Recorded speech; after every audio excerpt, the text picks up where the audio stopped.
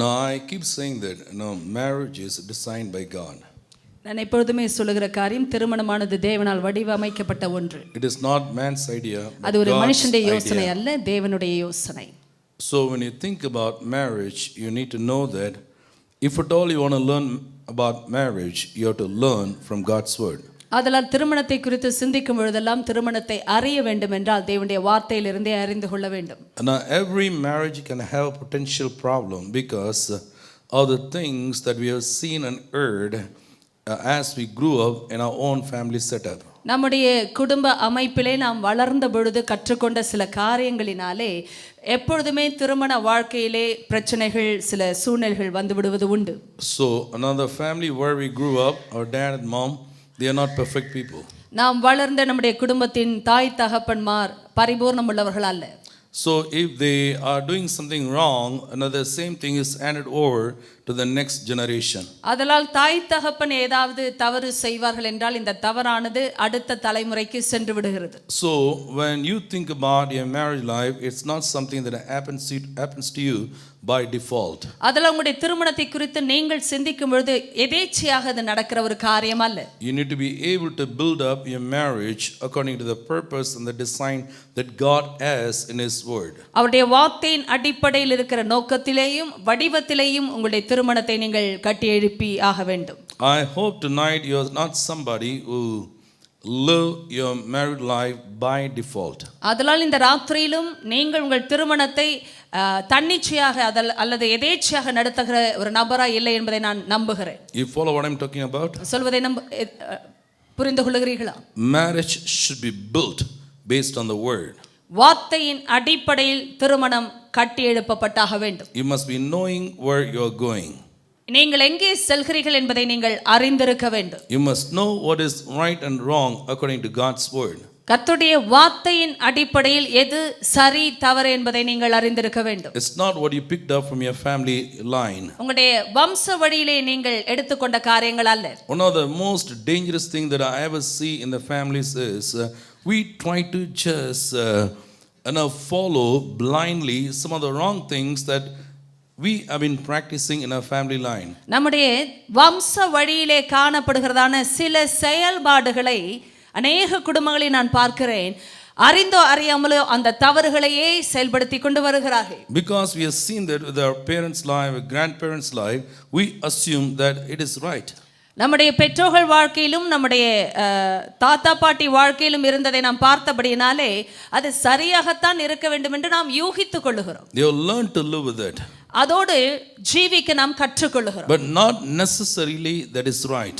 ஆனால் அது சரியாக இருக்க வேண்டும் என்ற அவசியமே இல்லை. So when you are taught by the word will be able to distinguish to you what is right and what is wrong in the light of God's word. ஆண்டவருடைய வார்த்தையின் வெளிச்சத்திலே நீங்கள் வார்த்தையினாலே போதிக்கப்பட்ட நபராய் இருப்பீர்கள் என்றால் எது சரி தவறு என்பதை நீங்கள் அறிந்து கொள்ள முடியும். When people come for counseling, ஆலோசனைக்கென்று சில நேரம் மக்கள் வரும்பொழுது they want the pastor to tell what they want to hear. அவர்கள் எதை கேட்க விரும்புகிறார்களோ அதையே போதகர் சொல்ல வேண்டும் என்று விரும்புகிறார்கள். So husband would like to use the pastor to tell his wife what he wants to tell. ஆதலால் கணவர் தன் மனைவிக்கு தான் எதை சொல்ல விரும்புகிறாரோ அதை போதகர் சொல்ல வேண்டும் என்று விரும்புகிறார். The wife would like to use the pastor to say to her husband what she would like to say. மனைவியானவரும் தன்னுடைய கணவருக்கு எதை சொல்ல விரும்புகிறாரோ அதை போதகர் சொல்ல வேண்டும் என்று விரும்புகிறார். Because each one of us we think what we think is right. ஏனென்றால் நாம் ஒவ்வொருவரும் நாம் சிந்திப்பதே சரி என்று நினைக்கிறோம். But you need to remember tonight the counsel should be always from God's word. அதனால இந்த ராத்திரியில் நாம் அறிய வேண்டிய ஒரு காரியம் தேவனுடைய வார்த்தையின் அடிப்படையிலேயே ஆலோசனைகள் வர வேண்டும். When you get married, நீங்கள் திருமணம் செய்து கொண்டபோது it doesn't matter how your dad and mom lived. உங்களுடைய தாய் தகப்பன் எப்படி ஜீவித்தார்கள் என்பது முக்கியமல்ல. But pick up all that is right from their life. எது சரியானதோ அதை அவருடைய வாழ்க்கையிலிருந்து நீங்கள் எடுத்துக்கொள்ளுங்கள். But know for sure what is wrong in their life. ஆனால் எது தவறு என்பதையும் நீங்கள் சரியாய் அறிந்திருக்க வேண்டும். Now I want you to know, why do curses do perpetuate in our family line? நம்முடைய வம்ச வழியிலே ஏன் சாபங்கள் பெருகுகிறது என்பதை நாம் அறிய வேண்டும். Because from generation to generation everybody does the same mistake. ஏனென்றால் ஒரு தலைமுறையிலிருந்து இன்னொரு தலைமுறை வரைக்கும் எல்லாருமே அதே தவறையே செய்கிறார்கள். Lot of things have been handed over to you in your family line. உங்களுடைய வம்ச வழியிலே அநேக காரியங்கள் உங்களுடைய கரங்களிலே கொடுக்கப்பட்டிருக்கிறது. We don't even have a second thought to check it or scrutinize it in the light of God's word to know whether it's right or wrong. தேவனுடைய வார்த்தையின் அடிப்படையில் அதை பரிசீலித்து அதை சோதித்து பார்த்தது சரியா தவறா என்று கூட நாம் ஆலோசிக்க நேரத்தை எடுப்பதில்லை. So you need to have a vision for your marriage first. அதில் உங்களுடைய திருமணத்தை குறித்ததான ஒரு தரிசனம் முதலாவது இருக்க வேண்டும். You must have a dream for your marriage and family. உங்களுடைய திருமணத்தை குறித்தும் உங்களுடைய குடும்பத்தை குறித்தும் உங்களுக்கு ஒரு கனவு இருக்க வேண்டும். Like a spiritual architect, you must be able to build up your marriage according to the vision that God gives you. ஆண்டவர் உங்களுக்கு கொடுக்கிற தரிசனத்தின் அடிப்படையில் ஒரு ஆவிக்குரிய கட்டட நிபுணரை போல உங்களுடைய குடும்ப வாழ்க்கையை கட்ட நீங்கள் அறிந்திருக்க வேண்டும். It's only the Holy Spirit can teach you about how to take your marriage to another level, to another dimension. அதில் உங்களுடைய குடும்பத்தின் அந்த உறவை குறித்ததான அந்த அடுத்த கட்ட நிலைமையை அடுத்த பரிமாணத்தை பரிசுத்த ஆவியானவர் மாத்திரமே உங்களுக்கு போதிக்க முடியும். Man is not complete without his wife.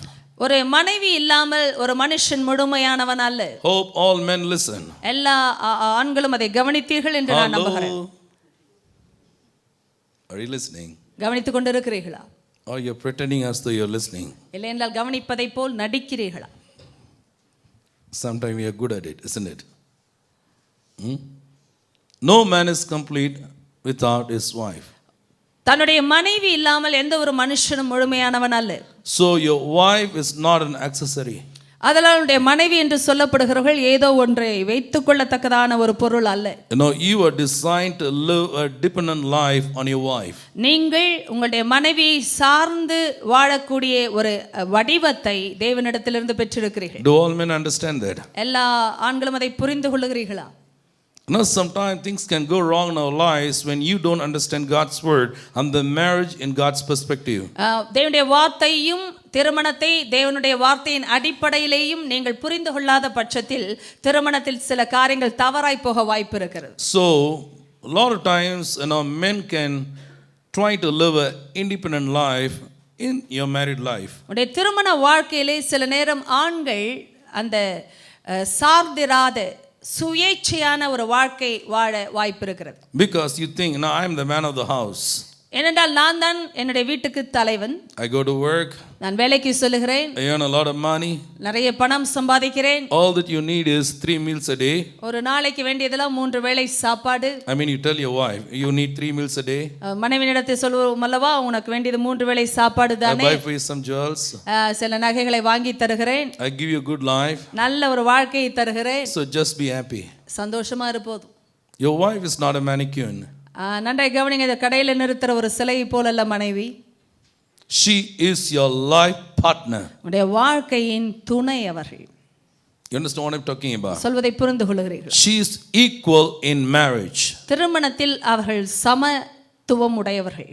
Sometime in our cultural background, we always treated women as a second class citizen. ஏனென்றால் நம்முடைய கலாச்சாரத்தின் பின்னணியத்தை பார்ப்போம் என்றால் பெண்களை எப்பொழுதுமே இரண்டாம் தர இப்படிப்பட்டதான இரண்டாம் தர நிலைமையில் இருக்கிற ஒரு மக்களாய் நடத்தி இருக்கிறோம். But you need to know, even in your marriage, sometimes we treat our mom very well but not our wife. திருமணத்தில் கூட ஒருவேளை தாயை நன்றாக நடத்துவோம், மனைவியை சரியாக நடத்த மாட்டோம். You follow what I'm talking about? Both are women. இரண்டு பேருமே பெண்கள். Some treat their wives well and not their mother well. சிலர் மனைவிகளை நன்றாய் நடத்துவார்கள், ஆனால் தங்களுடைய தாய்களை சரியாய் நடத்த மாட்டார்கள். Always say every man may have 3 women around him all the time. ஒவ்வொரு மனுஷனும் எப்பொழுதுமே 3 பெண்களை தன்னை சுற்றி வைத்திருக்கிறவனாக இருப்பான். The first lady knows his mom. முதலாவது பெண் அவருடைய வாழ்க்கையில் யார் என்றால் அவருடைய தாய். Then comes the wife. பிறகு வருவது மனைவி. Then he may have a daughter. ஒருவேளை பிறகு வருவது மகள். But usually I find that men, they don't have any problem with mom.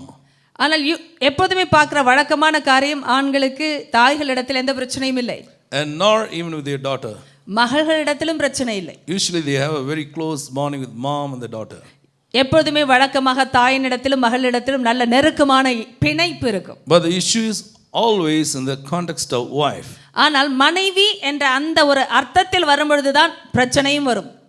Because a lot of men, they are not equipped according to the word as to how to handle your spouse. அதில் வார்த்தையின் அடிப்படையில் எப்படி தங்களுடைய வாழ்க்கை துணையை கையாளுவது என்பதை குறித்ததாய் அவர்கள் இன்னும் பயிற்சியை பெற்றுக்கொள்ளவில்லை. So when somebody gets married, அதனால் யாராவது ஒரு திருமணத்தை செய்து கொள்ளும் பொழுது you need to reorganize and restructure your life. உங்களுடைய வாழ்க்கையை நீங்கள் மறுபடியும் வடிவமைப்பதிலும் நிர்வகிப்பதிலும் நீங்கள் பொறுப்பெடுக்க வேண்டும். And some people get married and still live like a bachelor.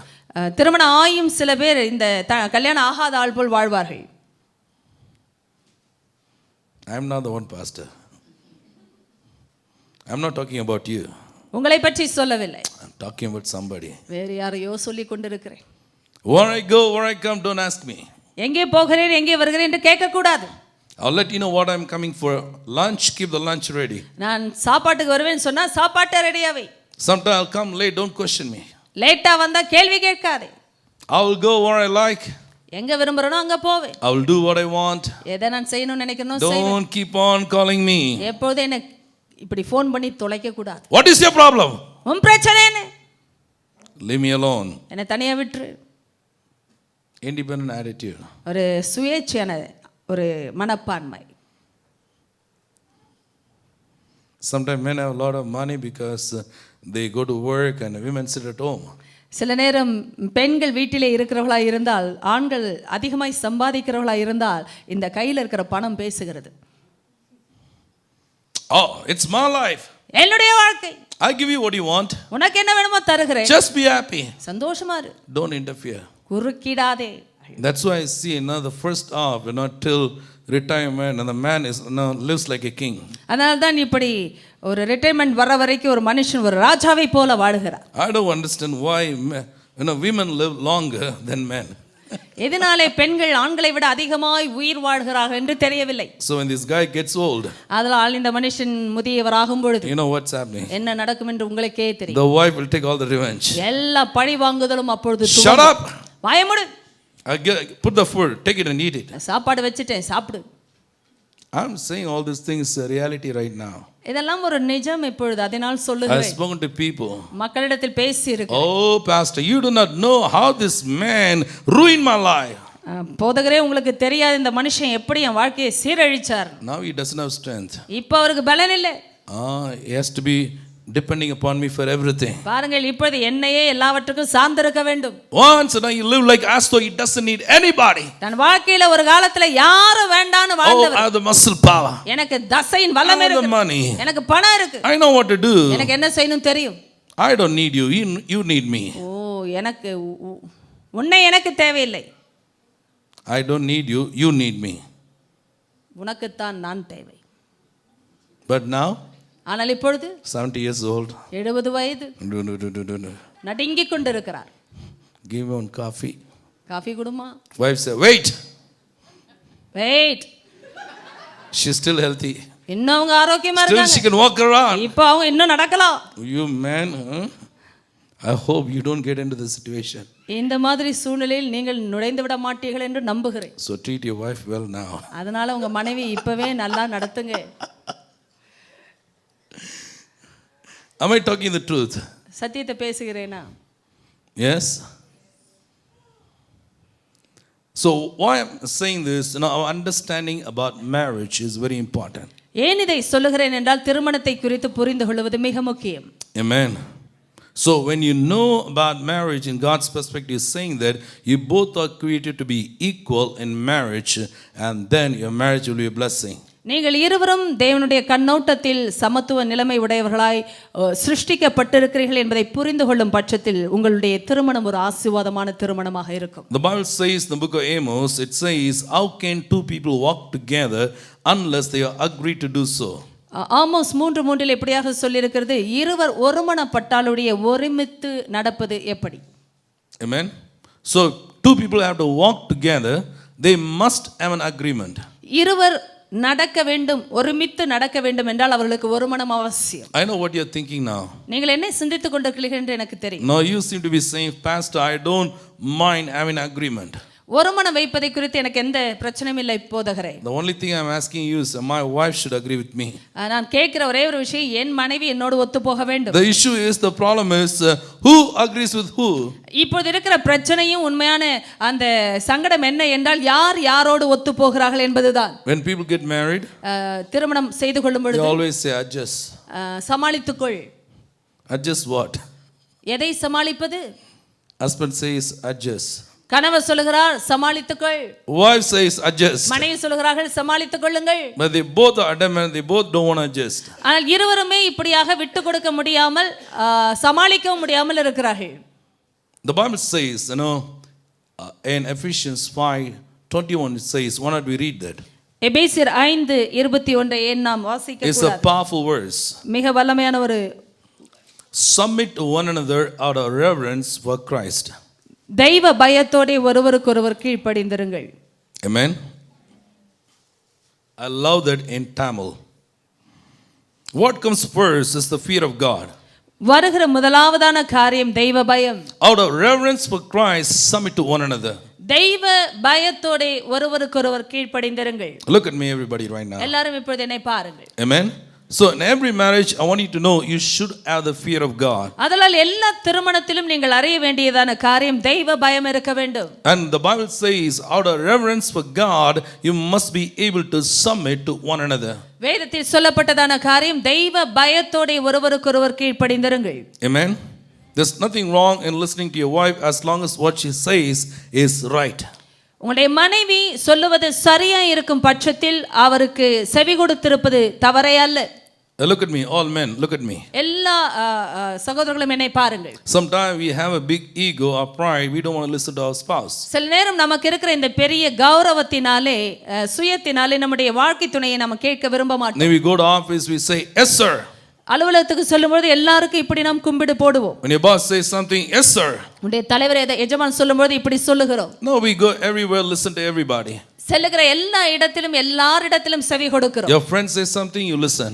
உங்களுடைய நண்பர்கள் ஏதாவது சொல்லுவார்கள் என்றால் கவனிக்கிறோம். Your neighbor says something, you listen. உங்களுடைய பக்கத்து வீட்டுக்காரர் ஏதாவது சொன்னால் கவனிக்கிறோம். Sometime now the counsel can come from your spouse. No, you need to understand, as long as what she says is right according to the word of God, give up your ego and submit yourself to that counsel. பாருங்கள், சில நேரம் உங்களுடைய வாழ்க்கை துணையாகி உங்களுடைய மனைவியின் இடத்திலிருந்து ஆலோசனை தேவனுடைய வார்த்தையின் அடிப்படையில் சரியாய் வரும் என்றால் உங்களுடைய கௌரவத்தை விட்டு அந்த வார்த்தைக்கு தெய்வ பயத்தினாலே கீழ்ப்படியுங்கள். At the end of the day, I want you to know it is your wife who loves you the most in this world. அதனால முடிவிலே நான் சொல்லுகிற ஒரு காரியம், இந்த உலகத்திலேயே உங்களுடைய மனைவி தான் உங்களை மிகவும் நேசிக்கிறார்கள். She is your life partner. உங்களுடைய வாழ்க்கை துணை அவர்கள். You both are one flesh. நீங்கள் ஒரே மாம்சமாய் இருக்கிறீர்கள். So when she loves you, when she says something, you need to know she has the best of you in her mind. அதனால உங்களை அவர் நேசித்து ஒரு காரியத்தை சொல்லும் பொழுது உங்களை குறித்ததாய் சிறந்த ஒரு எண்ணத்தை அவர்கள் வைத்திருக்கிறார்கள். Today, what I see today in this world is, இந்த உலகத்தில் நான் பார்க்கிறதான ஒரு காரியம், women are more spiritual. ஆவிக்குரிய நிலைமையிலே பெண்கள் அதிகமாக இருக்கிறார்கள். I know they are more prayerful. அவர்கள் அதிகமாய் ஜெபிக்கிறார்கள். They pray for their husbands and their children. அவருடைய கணவர்களுக்காக பிள்ளைகளுக்காக ஜெபிக்கிறார்கள். They live always a sacrificial life. எப்பொழுதுமே ஒரு தியாகத்தின் வாழ்க்கையை வாழ்ந்து கொண்டிருக்கிறார்கள். So why not you listen to your spouse when she says something right? அதனால் அவர்கள் சரியான ஒன்றை சொல்லும் பொழுது ஏன் நீங்கள் அவர்களுக்கு செவி கொடுக்க கூடாது? I said when she says something right. அவர்கள் சரியானதை சொல்லும் பொழுது என்று சொன்னேன். According to the word of God. தேவனுடைய வார்த்தையின் அடிப்படையில். Adam listened to wife. ஆதாம் அவருடைய மனைவிக்கு செவி கொடுத்தார். But that's not the right thing. ஆனால் அது சரியான காரியம் அல்ல. No, she was talking on behalf of Satan. சாத்தானுடைய சார்பாக அவள் பேசினாள். So she listened to his wife and not to God. அதனால் அவன் மனைவிக்கு செவி கொடுத்தானே ஒழிய ஆண்டவருக்கு செவி கொடுக்கவில்லை. Can I put this way? இந்த வழியாக பேசட்டுமா? Are you listening? என்னை கவனிக்கிறீர்களா? Can I see your hands? உங்களுடைய கரங்களை பார்க்கட்டுமா? Yes. If God says something ஆண்டவர் ஒன்றை சொல்லுவார் என்றால், and your wife says something, உங்களுடைய மனைவி இன்னொன்றை சொல்லுவார்கள் என்றால், your wife says the same thing. Sorry. கர்த்தர் ஒன்றை சொல்லி உங்கள் மனைவி அதையே சொல்லுவார்கள் என்றால், agree with that. அதோடு ஒத்துப்போங்கள். Amen. If God says something ஆண்டவர் ஒன்றை சொல்லி and your husband says the same thing, உடைய கணவர் அதையே சொல்லுவார் என்றால் submit to that counsel. அந்த ஆலோசனைக்கு கீழ்ப்படியுங்கள். At the end of the day, முடிவிலே the foundation for your marriage is the word of God. உடைய திருமணத்தின் அஸ்திபாரமே தேவனுடைய வார்த்தை. The word of God will bring the fear of God in your life. தேவனுடைய வார்த்தை தெய்வ பயத்தை உங்கள் வாழ்க்கையில் கொண்டு வரும். The only safest place in this world today is only the family. இந்த உலகத்திலே இருக்கிற மிக பாதுகாப்பான ஒரு இடம் என்றால் குடும்பம் தான். You know, when kids go out into the world, I want to tell you it's a dangerous place. பிள்ளைகள் குடும்பத்தை விட்டு வெளியே போகும்போது அது ஒரு அபாயகரமான இடம். Everywhere you see full of sin. எல்லாரிடத்திலும் முழுமையா பாவம் இருக்கு. Today I was talking to a sister. ஒரு சகோதரியிடத்தில் அன்று பேசிக் She works in கொண்டிருந்தேன். the hospital. அவள் இப்படி மருத்துவமனையில் வேலை She செய்கிறார்கள். says girls say about now they are not even teenage.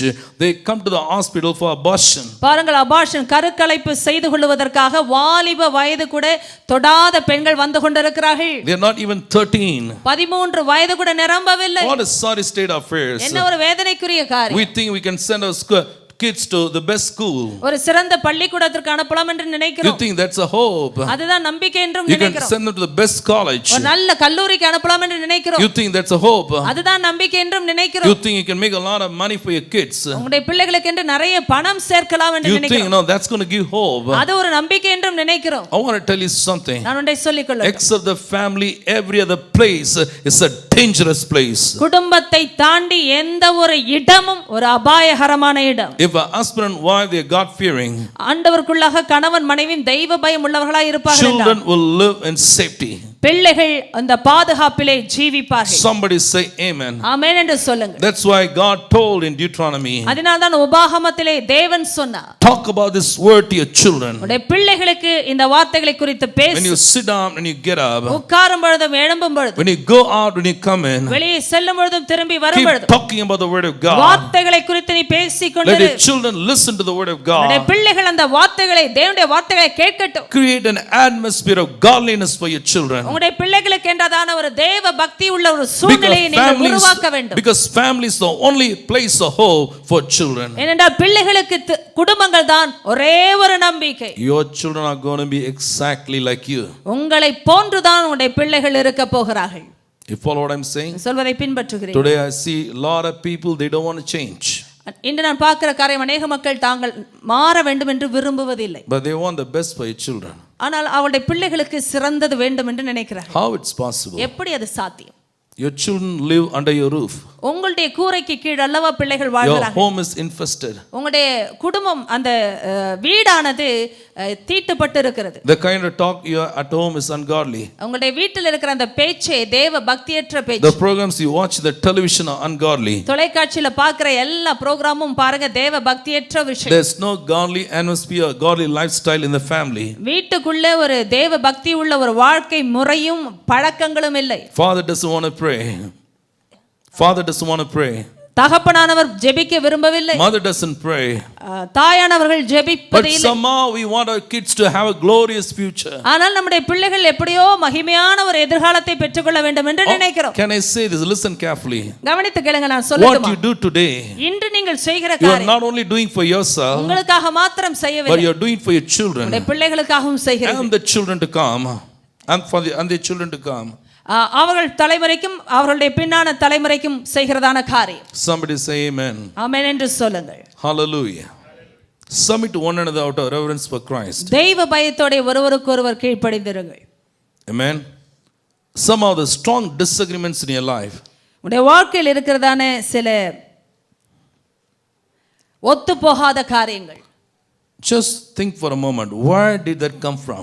எங்கிருந்து இந்த பலமான ஒத்துப்போகாத காரியங்கள் உங்கள் வாழ்க்கையில் வந்திருக்கிறது? The devil will always pick up an area of disagreement and he will blow it out of proportion.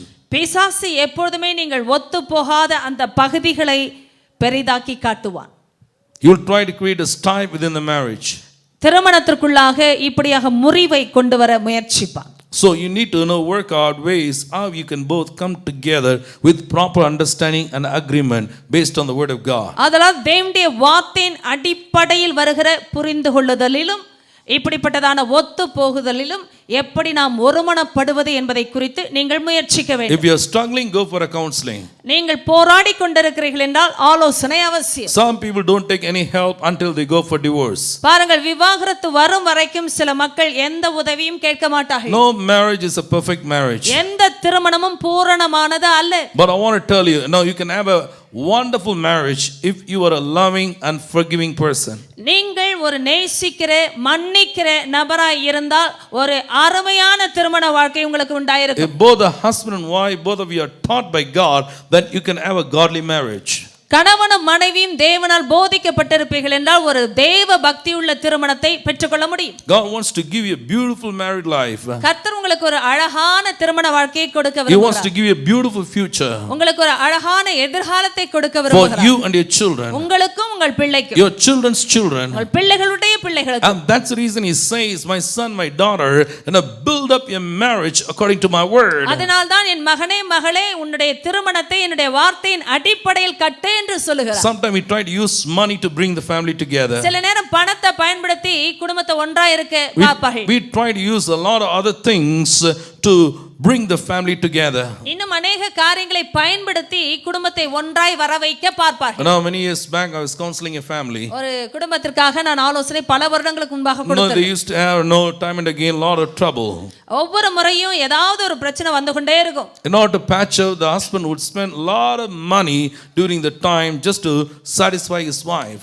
அந்த சமயங்களில் எல்லாம் தன்னுடைய மனைவியோடு ஒத்து போவதற்கு நிறைய பணம் கணவர் செலவு பண்ணுவார். They don't want to deal with the issue. அந்த பிரச்சனையை சரி செய்யணும்னு விரும்ப மாட்டாங்க. The issue remains to be the same. எப்பொழுதுமே இந்த பிரச்சனை இருக்கும். They don't want to talk about it. அதை பற்றி பேச விரும்ப They don't want to மாட்டாங்க. address it. அதை சொல்லவும் They மாட்டாங்க. don't want to go for counseling. ஒரு ஆலோசனைக்கு செல்ல They are மாட்டாங்க. looking for some quick fix solutions. ஏதோ ஒரு திடீர்னு அதை மாற்றி அமைக்கக்கூடிய ஒரு வழிமுறைகளை பார்ப்பார்கள். So my wife likes shopping. என்னுடைய மனைவிக்கு இப்படி ஷாப்பிங் பிடிக்கும். No, that's the time he might spend a lot of money just to satisfy her. பாருங்கள், அவர்களை திருப்திப்படுத்துவதற்காக அதிகமாய் பணத்தை அதிலே செலவழிப்பார். Just to keep her mouth shut.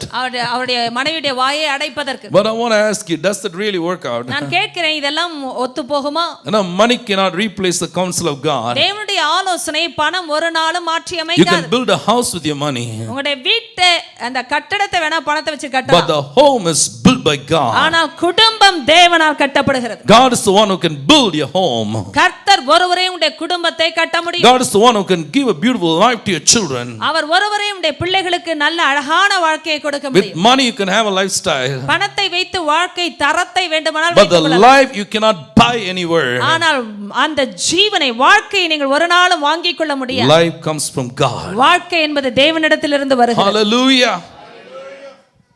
Somebody else was telling about one of his friend's family. ஒரு நண்பருடைய வீட்டு பேசிக் கொண்டிருந்த ஒருவர் சொன்னார், Just a couple of days back. 2 நாட்களுக்கு முன்பாக. And he said, I know that person told him, we have built a beautiful house. அந்த நண்பர் அவரிடத்தில் சொன்னாராம், நாங்கள் ஒரு அருமையான அழகான வீட்டை கட்டி இருக்கிறோம். So, but it's a haunted house. ஆனால் அது ஒரு Haunted house.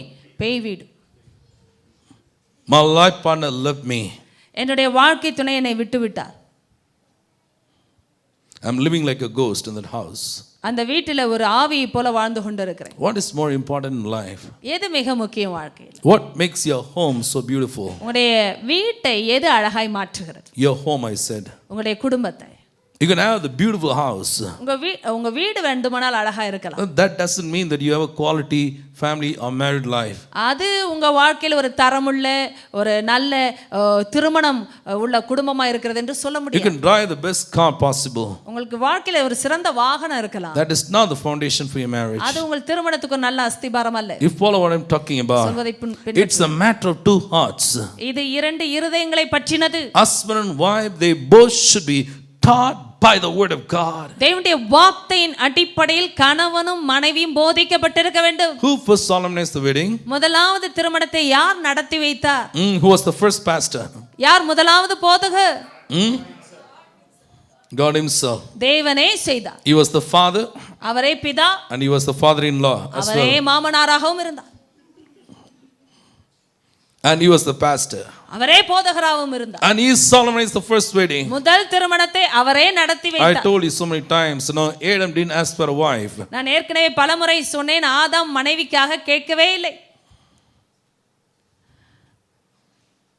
But God brought Eve to Adam ஆனால் ஏவாளை தேவன் ஆதாமினிடத்தில் கொண்டு வந்தார். because he thought it's not good for a man to be alone. ஏனென்றால் மனுஷன் தனிமையா இருப்பது நல்லதல்ல என்று தேவன் நினைத்தார். Any man who's not married is a lonely man. எந்த மனுஷன் திருமணமாகாத மனுஷனா இருந்தால் அவர் தனிமையான மனுஷன். You can have a lot of friends with you. உங்களிடத்துல நிறைய நண்பர்கள் இருக்கலாம். We have a lot of married bachelors today. இன்றைக்கு திருமணமாயே நிறைய திருமணமாகாதவர்கள் உண்டு. They look like a single though they are married. திருமணம் ஆனாலும் திருமணமாகாதவர்கள் போல வாழ்கிறார்கள். And we do have a lot of paying guests today in this world. இந்த உலகத்துல இப்படி காசு கொடுத்து வாழக்கூடிய விருந்தாளிகள் ஏராளம். They live like a paying guest. அதான் பணம் கொடுத்து வாழ்கிறார்கள். You know, they give every month, you know, the money they need for cooking. பாருங்க சாப்பாட்டுக்கு வேண்டிய பணம் கொடுக்கிறார்கள். And now money for maintenance. அதான் பார்த்து கொள்ள வேண்டிய காரியங்களுக்கு Money for children's school fees. பிள்ளைகளுக்குரிய அந்த பள்ளிக்கூட பணம். But leave me alone. ஆனா என்ன மட்டும் தனியா விட்டு விடு. So you need to understand that God ordained marriage so that a man and a wife they can be equal together as partners and live as one flesh. தேவன் திருமணத்தை நியமித்ததன் நோக்கம் கணவனும் மனைவியும் ஒரே மாம்சமாக ஆண்டவருடைய நோக்கத்திற்காக வாழ வேண்டும். He solemnized the first wedding. முதல் திருமணத்தை அவரே நடத்தி வைத்தார். Somebody say amen. Amen. So you need God to really build up your married life. அதனால உங்களுடைய திருமண வாழ்க்கை கட்டப்படுவதற்கு உங்களுக்கு தேவன் தேவை. You know something, I can never bless my wife without God. தேவன் இல்லாமல் நான் என் மனைவியை ஆசீர்வதிக்க முடியாது. Yes, I know I love my wife. நான் என் மனைவியை நேசிக்கிறேன் என்று அறிந்திருக்கிறேன். I know there are things that I can do certainly to my wife as husband. ஒரு கணவராக என் மனைவிக்கு சில காரியங்களை செய்ய நான் அறிந்திருக்கிறேன். But what I know is there are a lot of things though I want to know that I can never do to my wife because I'm not God. ஆனால் எனக்கு ஒன்று தெரியும், நான் தேவனாய் இல்லாதபடியினாலே அவருடைய வாழ்க்கையில் அநேக காரியங்களை நான் ஒரு காலம் செய்ய முடியாது. ஏனென்றால் நான் தேவன் அல்ல. I know that's the reason me and my wife we need God in our lives. அதனால்தான் எனக்கும் என் மனைவிக்கும் தேவன் தேவை எங்களுடைய வாழ்க்கை. I need God in my marriage. That's the only way I can bless my wife more. திருமணத்திலே தேவன் இருந்தால் தான் என் மனைவியை நான் இன்னும் ஆசீர்வதிக்க முடியும். Amen. You understand what I'm talking about? சொல்வதை புரிந்து கொள்கிறீர்களா? In any marriage, husband and wife, you can never satisfy your partner 100%. எந்த திருமணத்திலும் கணவனும் மனைவியும் கவனிங்க, உங்களுடைய வாழ்க்கை துணையை 100% நீங்கள் திருப்தி செய்யவே முடியாது. I know some people always I spoke about that, like possessive love. நான் ஏற்கனவே சொன்னேன், இப்படி நிபந்தனைக்கு உட்பட்ட கட்டுப்படுத்துகிற அன்பு. Possessive love is always demanding. கட்டுப்படுத்துகிற அன்பானது எப்பொழுதுமே பலவந்தப்படுத்தும். Oh, always look at me. என்னையே பாரு. Oh, always pamper me. என்னையே நீ திருப்திப்படுத்து. Don't talk to anybody. Just talk to me only. கூடயும் பேசிடாத, என் கூட மட்டும் பேசு. Oh, pamper me. என்னையே நீ திருப்திப்படுத்து. Be around with me. என்னை சுற்றியே இரு. Don't talk to your dad. உன் தகப்பன் கிட்ட பேசாதே. Talk to me. என்னிடத்தில் பேசு. Don't talk to your mom. அம்மா கிட்ட பேசாதே. Talk to me. என்னிடத்தில் பேசு. I need you. எனக்கு நீ தேவை. It looks like love. அது அன்பு போல தான் தெரிகிறது. But it's very possessive. ஆனால் அது கட்டுப்படுத்துகிற அன்பு. It's controlling love. கட்டுப்படுத்துகிற ஒரு அன்பு. Any person in that love will die soon. அந்த மாதிரி அன்புல இருக்கிற ஆள்லாம் சீக்கிரத்திலே செத்து போயிடுவாங்க. You don't want that kind of love. நமக்கு அப்படிப்பட்ட அன்பு வேண்டாம். God loves us.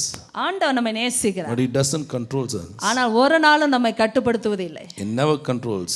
ஒரு நாளும் கட்டுப்படுத்துவதில்லை. What he does? என்ன செய்கிறார்? He leads us. நம்மை நடத்துகிறார். Say amen. Amen. He inspires us. நம்மை அவர் உணர்த்துகிறார். He guides us. நம்மை அவர் வழிநடத்துகிறார். He leads us with love. அவர் எப்பொழுதுமே அன்போடு நம்மை நடத்துகிறார். So husband should lead the family. அதனால் கணவர் குடும்பத்தை நடத்த வேண்டும். Don't be like a dictator. ஒரு சர்வாதிகாரி போல் இருக்க கூடாது. And some families, they make rules. சில குடும்பங்கள் எல்லாம் இப்படி நிபந்தனைகளை போடுவார்கள். Rules are good. எப்போதுமே கட்டுப்பாடுகள் நல்லதுதான். As long as everybody follows. எல்லாரும் ஃபாலோ பண்ணா நல்லதுதான். You can't just make a rule only for wife or husband or children. ஏதோ கணவன் மனைவி பிள்ளைகளுக்காக தனித்தனியே போட முடியாது. The rules are based on God's word. It's going to be fine. ஆண்டவருடைய வார்த்தையின் அடிப்படையில் நிபந்தனைகள் இருந்தால் நல்லது. What I'm trying to say is, please understand. நான் சொல்வதை தயவாய் புரிந்து கொள்ளுங்கள். Don't be legalistic. எப்போதுமே சட்ட ரீதியான மனப்பான்மையில் இருக்காதீர்கள். You understand what I'm talking about? சொல்வதை புரிந்து கொள்ளுங்கள். Oh, my dad did like this. அப்பா இப்படி பண்ணார். My family is like this. என் குடும்பம் இப்படிதான். So you have to adjust. அதனால நீ இப்படிதான் இருக்கணும். If you ever talk about your family, in Jesus' name, I rebuke you. உங்க குடும்பத்தை பற்றி நீங்க பேசினீங்கன்னா இயேசுவின் நாமத்திலே உங்களை கடிந்து கொள்ளுகிறேன். Some people carry their family background, everything. அவங்க சில பேர் குடும்பத்துல இந்த பின்னணியத்தை தூக்கிக்கிட்டே வருவாங்க. Oh, my papa, mama, they are great. எங்க அப்பா அம்மா ரொம்ப பெரியவங்க. My grandpa, Superman. எங்க தாத்தா Superman. My great grandpa, you know. எங்க கொள்ளு தாத்தா தெரியுமா?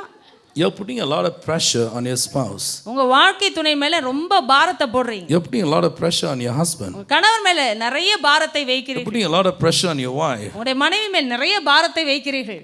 Look at me now. என்னை பாருங்கள் இப்பொழுது.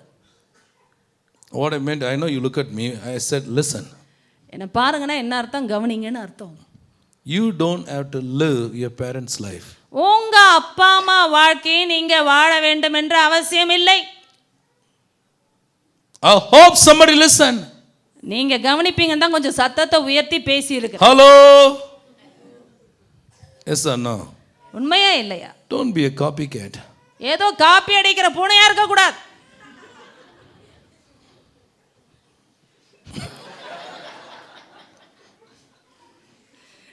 பூனை காப்பி அடிக்குது.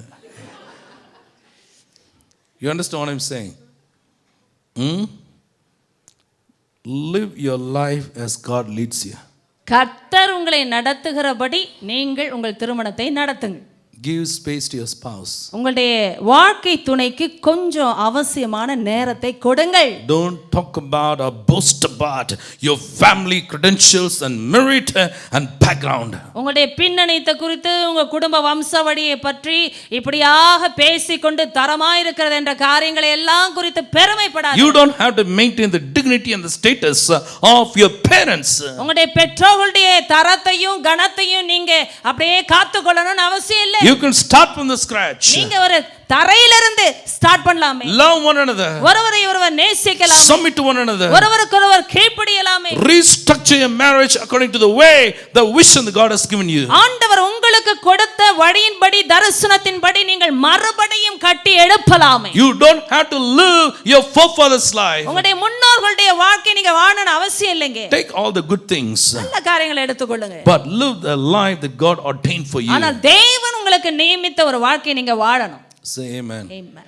That's the reason God told Abraham, அதனால தான் ஆபிரகாமிடத்தில் தேவன் சொன்னார், pack up and leave your father's house. உன் தகப்பன் வீட்டை விட்டு பேக் பண்ணி சென்று விடு. Leave all your family members. உன்னுடைய எல்லா குடும்பத்தினரையும் விட்டு விடு. Leave your country. உன்னுடைய தேசத்தையே விட்டு. Leave your city. உன்னுடைய பட்டணத்தை விட்டு விடு. And go to the place I show you. நான் உனக்கு காண்பிக்கிற தேசத்திற்கு போ. But the most beautiful thing there is, அங்க இருக்கிற மிக அழகான ஒரு காரியம் Sarah. Sarai. Sarah is a beautiful character. ஒரு அழகான கதாபாத்திரம் சாராய்.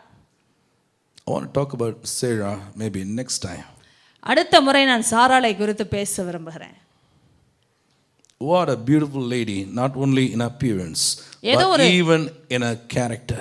தோற்றத்தில் மாத்திரம் மிக அழகுள்ளவளாய் இருந்த ஸ்ரீ அல்ல, தன்னுடைய குணத்திலும். There is nobody like Sarah.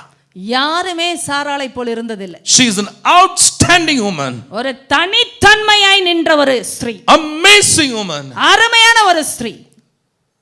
That's why she became the mother of all the nations. அதனால் தான் எல்லா ஜாதிகளுக்கும் தாயாய் மாறினாள். Somebody say amen. Amen. God spoke to Abraham. கர்த்தர் ஆபிரகாமிடத்தில் பேசினார். God didn't speak to Sarah. சாராளிடத்தில் பேசவில்லை. But look at her submissiveness. ஆனால் எப்படி கீழ்ப்படிந்திருந்தால் பாருங்கள். Abraham came home one day. Abraham வீட்டுக்கு ஒரு நாள் வந்தார். Honey, Tene, we got to pack up and leave our nation. நம்முடைய தேசத்தை விட்டு நம்ம பேக் பண்ணி ஓடணும். The Lord told me we should leave this place. கர்த்தர் சொன்னா நம்ம இந்த இடத்தை விட்டு போக வேண்டும். She would have asked, where to go? எங்க போறது? You would have said, I do not know. அவர் சொல்லிப்பா எனக்கே தெரியல. He told me leave. அவர் சொன்னதெல்லாம் போ. So we are leaving. அதனால் போகிறோம். You will show us the way. அவர் நமக்கு வழியை காட்டுவார். But can I tell you something? நான் ஒன்றை சொல்லட்டுமா? Listen carefully. கவனமாய் கேளுங்க. Are you listening? கவனிக்கிறீர்களா? Right from the time the Bible talks about Abraham.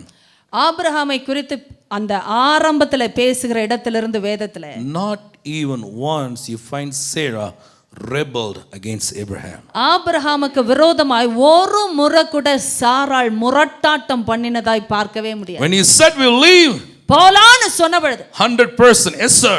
100% ஆம்னு சொன்னா. That's why the Bible says அதனால வேதம் சொல்லுகிறது. she called Abraham Lord. ஆபிரகாமை எஜமான் என்று அழைத்தாளாம். Wives need to understand their husbands. மனைவிகளே உங்களுடைய கணவர்களை நீங்கள் புரிந்து கொள்ள வேண்டும். You follow what I'm talking about? சொல்வதை புரிந்து கொள்கிறீர்களா? You are called to be a helpmate. நீங்கள் ஒரு நல்ல துணையா இருக்க அழைக்கப்பட்டவர்கள். Not a troublemaker. உபத்திரவம் செய்கிற துணையாய் அல்ல. The Bible says வேதம் சொல்லுகிறது. it's better to live in the corner of the house than with a fighting wife. சண்டைக்காரியோடே குடியிருப்பதை பார்க்கிலும் வீட்டின் மூலையிலே குடியிருப்பது நலம். It's better to live in the desert than to live with a wife who constantly nags and fights. பாருங்கள், எப்பொழுதுமே ஓயாத ஒழுக்கை போல இருக்கிற ஒரு ஸ்திரீயோடு குடியிருப்பதை பார்க்கிலும் வனாந்தரத்தில் குடியிருப்பது நலம். Women make men to feel good. ஸ்திரீகள் மனுஷரை அப்படி நன்றா இருக்கிறவர்களை போல உணர வைக்க வேண்டும். They make feel good. அவர்களை நல்லவர்களாய் மாற்ற. Because I find the value for men comes from women. ஏனென்றால் ஒரு மனுஷனுடைய மதிப்பே ஸ்திரீகளிடத்திலிருந்து தான் வருகிறது. Amen. Oh God, give me a beautiful girl as my wife. ஆண்டவரே, ஒரு அழகான பெண்ணை என்னுடைய மனைவியாக கொடும். Then they keep that girl as a showpiece wherever they go. அதனால இப்படி காட்சி பொருளாக போகிற இடமெல்லாம் காட்டிக் கொண்டு செல்லுவார்கள். But they never understand his wife. ஆனா மனைவியை புரிந்து கொள்ளவே மாட்டார்கள். You follow what I'm talking about? சொல்வதை பின்பற்றுகிறீர்களா? Yes or no? Understanding doesn't come overnight. புரிந்து கொள்ளுதல் என்பது ஒரு ராத்திரியில் வராது. It's an art by itself. அதுவே ஒரு கலை. You follow what I'm saying? Understanding is something that you develop every day until you die. மரிக்கும் வரையும் ஒவ்வொரு நாளும் நாம் அதை என்ன செய்கிறோம்? உருவாக்குகிறோம் புரிந்து கொள்ளுதலை. I want to talk about Sarah next time. அடுத்த முறை சாராளை குறித்து பேச விரும்புகிறேன். She was stunning and absolutely beautiful on the inside in her heart. அவளுடைய இருதயத்திலே ஒரு சிறப்பான நிலைமையில் தனித்தன்மை இருந்தவள் சாரா. If not for Sarah, சாராள் இல்லை என்றால் the promise could not have come true. வாக்குத்தத்தம் ஒரு நாளும் வாய்த்திருக்காது. It's not just for Abraham. ஏதோ ஆபிரகாமுக்கு மாத்திரம் அல்ல. You follow what I'm talking about? சொல்வதை பின்பற்றுகிறீர்களா? It is Abraham and Sarah. ஆபிரகாமுக்கும் சாராளுக்கும் உரியது அது. Hey, hold on. கவனித்துருங்க. God didn't speak to Sarah, isn't it? சாராளிடத்தில் தேவன் பேசவே இல்லையே. He spoke only to Abraham. ஆபிரகாமிடத்தில் மட்டுமல்லவா பேசினார். So we should think that Abraham was so special. அதனால் Abraham மிகவும் சிறந்த ஒரு விசேஷமானவரா? And Sarah was not so special. சாராள் வந்து விசேஷம் பெற்ற நபர் இல்லை அல்லவா? No, nothing like that. இல்லை, nothing like that. She was equal. அவள் சம நிலைமை உடையவளாய் இருந்தாள். God treated Abraham and Sarah equal. ஆபிரகாமையும் சாராளையும் சமமாக தேவன் நடத்தினார். He spoke to Abraham. அவர் ஆபிரகாமிடத்தில் பேசினார். Because he was the head of the family. ஏனென்றால் அவன் குடும்பத்திற்கு தலையாய் இருந்தான். Now what he spoke to Abraham is the same applicable to Sarah as well. எதை அவர் ஆபிரகாமிடத்தில் பேசினாரோ அது சாராளுக்கும் பொருந்தின ஒரு விஷயம். Amen. Treat your spouse as a good friend. உங்களுடைய வாழ்க்கை துணையை ஒரு நல்ல நண்பனாக தோழியாக நடத்த வேண்டும். As a good companion. நல்ல துணையாக நடத்த வேண்டும். Your husband should be your best friend. உங்களுடைய கணவர் தான் உங்களுடைய சிறந்த நண்பராக இருக்க வேண்டும். Your wife should be your best friend. உங்களுடைய மனைவி தான் உங்களுடைய சிறந்த நண்பராக இருக்க வேண்டும். Amen. I don't want you to raise your hand, but think about it. கையை தூக்க வேண்டும் என்று சொல்லவில்லை, ஆனால் அதை குறித்து சிந்தியுங்கள். Is your spouse a best friend? உங்களுடைய வாழ்க்கை துணை உங்களுடைய சிறந்த நண்பரா? Where you can have fun together. ஒரு இந்த மாதிரி நாம விளையாடுகிறது, And now go out together. ஒன்றாக செல்வது, Talk about anything. எதை குறித்து ஆகிலும் பேசுவது, Enjoy each other's company. ஒருவருடைய அந்த அந்த நட்பை சந்தோஷமாய் வைத்துக் கொள்வது. Grow in that relationship. அந்த உறவிலே வளருங்கள். Amen. There's so much to marriage than whatever you know now. இப்பொழுது நீங்கள் அறிந்திருப்பதை பார்க்கலாம் இன்னும் எவ்வளவோ இருக்கிறது திருமணத்தை குறித்து. Marriage is not about just producing kids. ஏதோ பிள்ளைகளை பெற்றெடுக்கிற காரியம் இல்லை திருமணம். Then becoming grandfather. திரும்ப தாத்தாவாகிறது. No, that's not it. அது அல்ல. There's so much that God can do through a husband and wife. ஒரு கணவனையும் மனைவியும் வைத்து ஆண்டவர் எவ்வளவோ செய்ய முடியும். You have so much of potential as husband and wife. கணவன் மனைவியாக உங்களுக்கு இருக்கிற அந்த திறமை மிகவும் அதிகமானது. You can have kanji at home but still live happily. ஒரு கஞ்சியை குடித்தாலும் சந்தோஷமா வாழ முடியும். Because there is love at home. ஏனென்றால் அந்த வீட்ல அன்பு இருக்கு. There is no demand. எந்த ஒரு பலவந்தமும் இல்ல. In any situation. எந்த சூழ்நிலையிலும். Whether you have money or no money. பணம் இருக்கோ இல்லையோ. Whether you have comfort or no comfort. சௌகரியம் இருக்கோ இல்லையோ. You know there is love in the family. குடும்பத்திலே அன்பு இருக்கிறது. There is love in the marriage. திருமணத்திலே அன்பு இருக்கிறது. God is there. தேவன் அங்கே இருக்கிறார். God's presence is there. தேவனுடைய பிரசன்னம் அங்கே இருக்கிறது. Hope is there. நம்பிக்கை இருக்கிறது. And you can live life to the fullness. ஒரு முழுமையான நிலைமையில நீங்கள் வாழ்க்கையை வாழ முடியும். Amen. Hallelujah. Your children will be more secure when they know daddy loves mommy so much. உங்க பிள்ளைகள் தகப்பன் தன்னுடைய அதான் தாயை மிகவும் நேசிக்கிறார்கள் என்பதை பார்ப்பாங்கன்னா ரொம்ப பாதுகாப்பா வளருவாங்க. I saw a video clip, I think it's on TV9 or something. TV9 அந்த சில காரியங்களை கண்டேன். A young father, he just went away with another girl. இந்த இளம் வயது உள்ள ஒரு தகப்பன் இன்னொரு பெண்ணோடு போய்விட்டார். And his wife with 2 kids. அந்த மனைவி 2 பிள்ளைகளை வைத்துக்கொண்டு Somehow they could trace and went and found her husband. எங்கேயோ போய் தேடி அங்க கணவரை கண்டுபிடித்தாங்க. And when I saw that, it broke my heart. அதை பார்த்தபோது என் இருதயமே உடைந்தது. And the boy was saying about, say, some 4 years old or 3 years old, I don't know. 4-3 வயது உள்ள பிள்ளைகளான்னு தெரியல. Wife is crying, holding his hand, come back, come back. மனைவி இப்படி கையை பிடிச்சு கதறாங்க, திரும்பி வந்துடுங்க, திரும்பி வந்துடுங்க. And this man is without any emotion. எந்த உணர்ச்சியும் இல்லாம அந்த மனுஷன் நிக்கிறார். There's a girl baby, say about 7 years old. ஒரு 7 வயசு உள்ள பெண் பிள்ளைன்னு நினைக்கிறேன். She is crying, appa, come appa. வந்துருங்கப்பா, வந்துருங்கப்பான்னு அழறா. But what touched me was the little boy, held his hand. Daddy, I need you. Daddy, daddy. சின்ன பையன் அவருடைய கையை பிடிச்சு, அப்பா எனக்கு நீ தேவைப்பா, எனக்கு நீ தேவைப்பான்னு அழறான். It broke my heart. அது என் இருதயத்தை உடைத்தது. How many kids go through this? எத்தனை பிள்ளைங்க இதை கடந்து சென்று கொண்டிருக்கிறார்கள். But when they get married, ஆனால் அவர்கள் திருமணம் செய்து கொள்ளும்போது, do you think they can ever live a happy married life? ஒரு நல்ல சந்தோஷமான திருமண வாழ்க்கையை அவங்க வாழ முடியுமா? Because they have not seen one. ஏன்னா அவங்க அதை பார்க்கலையே. I've seen families, everyone is divorced. அந்த குடும்பங்களை பார்க்கிறேன், ஒவ்வொருத்தரும் விவாகரத்து பண்ணியிருக்கிறாங்க. It's a curse operating in the family. அந்த குடும்பத்தில் இருக்கிற ஒரு சாபம் அது. And a grandfather, he had a problem. தாத்தாவுக்கு பிரச்சனை இருந்திருக்கும். Father had a problem. தகப்பனுக்கு பிரச்சனை இருக்கும். Father's brothers had a problem. அப்பாவோட சகோதரர்களுக்கு பிரச்சனை இருக்கும். Now the son has a இப்ப problem. மகனுக்கு பிரச்சனை. He has children. அவருக்கும் குழந்தை இருக்கு. When they grow up, அவங்க வளரும்போது they will have the same problem. அதே ப்ராப்ளம் தான். It's a curse. அது ஒரு சாபங்க. Today in the city of Bangalore, you have more divorce. You know that? இந்த பெங்களூர் பட்டணத்துல உங்களுக்கு தெரியுமா நிறைய விவாகரத்து. People don't even live 6 months at times. ஒரு 6 மாதம் கூட தொடர்ந்து வாழறது இல்ல. Not even 1 year. ஒரு வருஷம் இல்ல. They go for divorce. விவாகரத்து. The grass is greener always the other side. எப்பவுமே இக்கரைக்கு அக்கறை பச்சை தான்.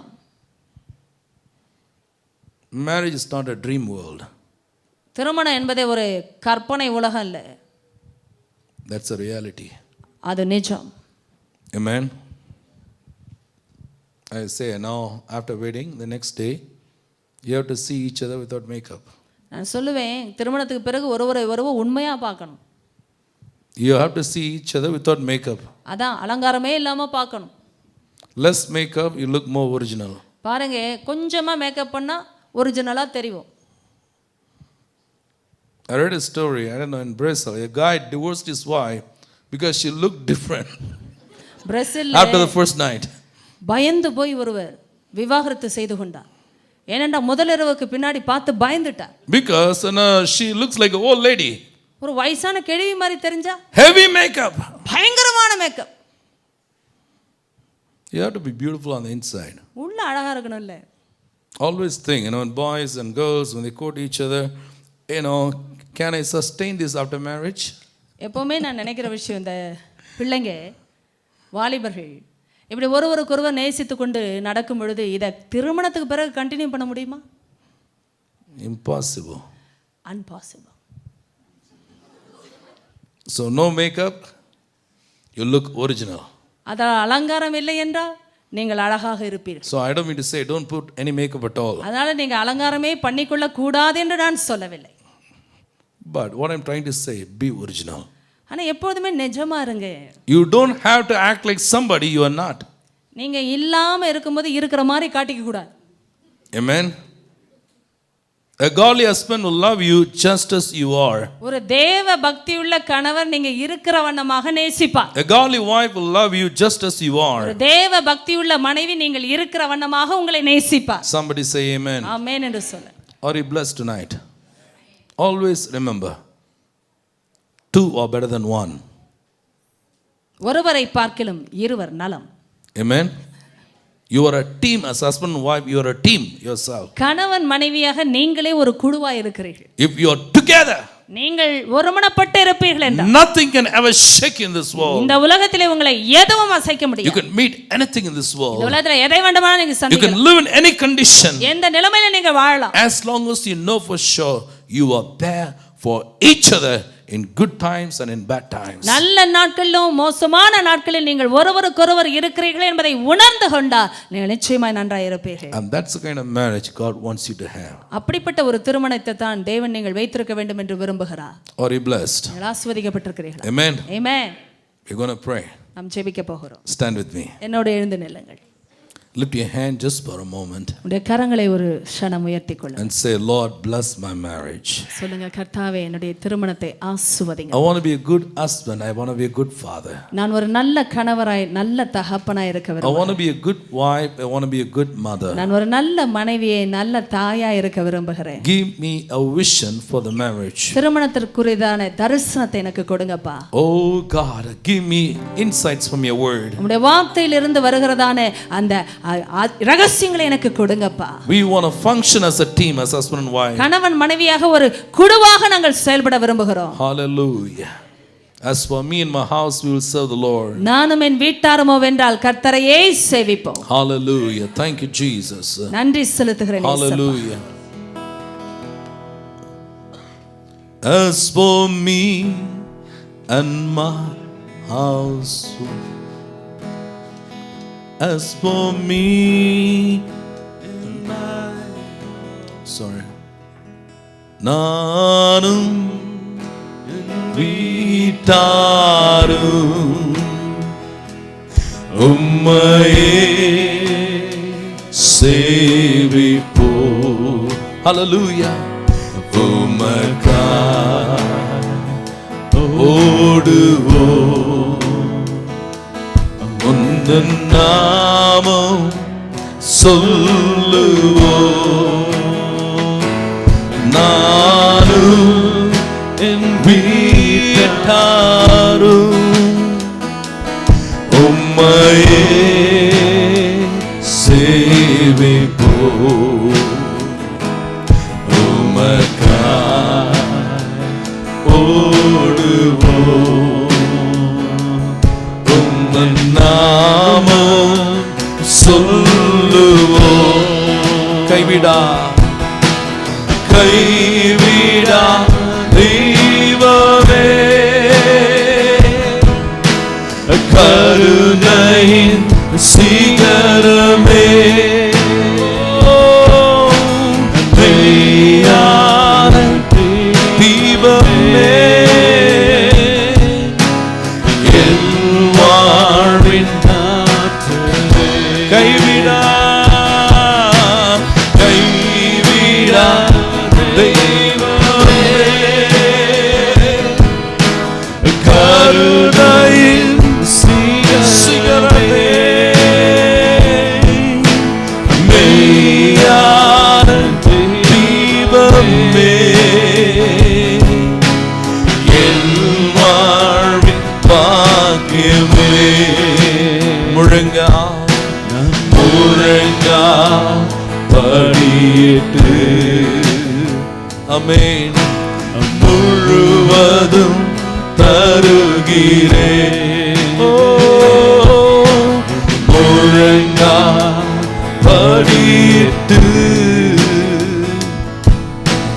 முழுவதும் தருகிறேன். நான் முழங்கா படியிட்டு முழுவதும் பருகிறே. ஓ கைவிடா தெய்வமே, கருணையின் சிகரமே, ஓ மெய்யான தீபமே. ஹல்லேலூயா. என் வாழ்வின் பாக்கியமே, முழங்கால் படியிட்டு என்னை முழுவதும் பருகிறேன். தெய்வமே, முழங்கால் படியிட்டு முழுவதும் பருகிறேன். கரங்களை உயர்த்திக்கொள்ளும். அவங்களுக்காக ஜெபிக்கும்படியா விரும்புகிறேன். Hallelujah. Heavenly Father, we pray right now in Jesus' name. பரலோக பிதாவே, இயேசுவின் நாமத்திலே நாங்கள் இப்பொழுது ஜெபிக்கிறோம் அப்பா. We pray for everyone who has listened to your word. உம்முடைய வார்த்தையை கவனித்த ஒவ்வொருவருக்காகவும் ஜெபிக்கிறோம். Even those who watch us, oh God, through the internet. Internet மூலமாக எங்களை கவனிக்கிறவர்களுக்காகவும் ஜெபிக்கிறோம். Oh God, if somebody is broken in their heart ஆண்டவரே, யாராவது இருதயத்திலே உடைந்திருப்பார்கள் due என்றால், to some marriage problem, ஏதோ ஒரு திருமணத்தில் இருந்த பிரச்சனை நிமித்தமாக, in the mighty name of Jesus Christ of Nazareth, நாசரேத்தூரானாகிய இயேசு கிறிஸ்துவின் வல்லமையுள்ள oh send your நாமத்தினாலே angel, oh God, உம்முடைய தூதனை அனுப்புவீராக. and touch that husband, அந்த கணவரை தொடுவீராக. touch that அந்த wife, மனைவியை தொடுவீராக. those who are thinking about divorce, ஆண்டவரே, விவாகரத்தை குறித்து சிந்தித்துக் in கொண்டிருக்கிறார்கள். Jesus name இயேசுவின் நாமத்தினாலே I cancel it, oh God. அதை நான் ரத்து செய்கிறேன் அப்பா. Lord, put the love for their spouse once again in their hearts. அவருடைய வாழ்க்கை துணையை குறித்ததான அன்பை மறுபடியும் ஊற்றுங்க அப்பா. You will resurrect that marriage. ஆண்டவரே, இந்த திருமணத்தை மறுபடியும் உயிர்ப்பிங்க அப்பா. You will resurrect every dead relationship in the name of Jesus. மரித்த உறவுகளை மறுபடியும் இயேசுவின் நாமத்திலே உயிர்ப்பிப்பீராக. Oh God, you are our builder. நீரே எங்களை கட்டுகிறவர். You build our marriages, you build our homes. எங்களுடைய திருமணங்களை, எங்களுடைய குடும்பங்களை கட்டுகிறவர். You build to last, oh God. ஆண்டவரே, நிலைத்திருக்கத்தக்கதாய் கட்டுகிறவர். When you build, nobody can ever destroy. நீர் கட்டும் பொழுது ஒருவரும் அதை அழிக்க முடியாது. When you bless us, nobody can curse us, oh எங்களை God. ஆசீர்வதிக்கும் பொழுது ஒருவரும் எங்களை சபிக்க I முடியாது. pray for every couple here, இங்க இருக்கிற ஒவ்வொரு தம்பதிக்காக every ஜெபிக்கிறேன். young man, woman who's going to get married here, oh ஆண்டவரே, Father. இருக்கிற ஒவ்வொரு வாலிப பிள்ளைக்காக நாங்கள் In ஜெபிக்கிறோம். Jesus' name, இயேசுவின் நாமத்திலே let them have a vision for their அவருடைய marriage. திருமணத்தை குறித்ததாய் ஒரு தரிசனத்தை வைத்துக் கொள்வார்கள். Let them be a godly, loving husband and father. அவர்கள் நல்ல தேவ பக்தி உள்ள நல்ல கணவராய், தகப்பனாய், Oh, a loving wife and mother. ஒரு நல்ல சிநேகிக்கிற தாயை, ஒரு மனைவியாய் இருப்பார்களாக. Mold them and shape them by your love. உம்முடைய அன்பினாலே அவர்களை வடிவமைப்பீராக. In the church, I pray, oh God, இந்த சபையில நாங்கள் ஜெபிக்கிறோம் ஐயா. all the families will have a beautiful life. எல்லா குடும்பங்களும் நல்ல அழகான வாழ்க்கையை பெற்றுக்கொள்வார்கள். Every demonic power that's sent against them to disturb them, oh God, I break its power in the name of Jesus. எந்த பிசாசின் வல்லமைகள் அவர்களை தொந்தரவு படுத்தும்படி அனுப்பப்பட்டிருந்தாலும் அந்த வல்லமைகளை இயேசுவின் நாமத்திலே நான் முறிக்கிறேன் பிதா. I ask for a special covering upon all the marriages in Jesus' name. எல்லா திருமணங்கள் மேல ஒரு விசேஷித்த பாதுகாப்பை இயேசுவின் நாமத்திலே சொல்லுகிறேன் பிதாவே. Bless your people, oh God. ஜனத்தை ஆசீர்வதிப்பீராக. Give them a good married life, ஒரு நல்ல திருமணத்தை கொடுங்க. good family life. நல்ல குடும்ப வாழ்க்கையை கொடுங்க. Let people see the light in our lives. அவருடைய வாழ்க்கையில் இருக்கிற வெளிச்சத்தை ஜனங்கள் Let பார்ப்பார்கள். others learn from us how to live a beautiful married and family life. ஒரு நல்ல திருமணமுள்ள வாழ்க்கை எப்படி வாழ்வது என்பதை அவளை பார்த்து கற்றுக்கொள்ளட்டும். Let our family become a place of hope for many. அநேகருக்கு எங்களுடைய குடும்பம் ஒரு நம்பிக்கையை மாறட்டும் ஐயா. We give you praise. உமக்கே துதியை In கொடுக்கிறோம். Jesus' most powerful name we pray. இயேசுவின் வல்லமையான நாமத்திலே ஜெபிக்கிறோம் God's பிதாவே. people say amen. Amen. Hallelujah. Hallelujah. May the love of the Father, the grace of our Lord Jesus Christ, the sweet communion and the blessed fellowship of the Holy Spirit rest and abide with each and every one of us until Jesus comes. Amen. God bless you.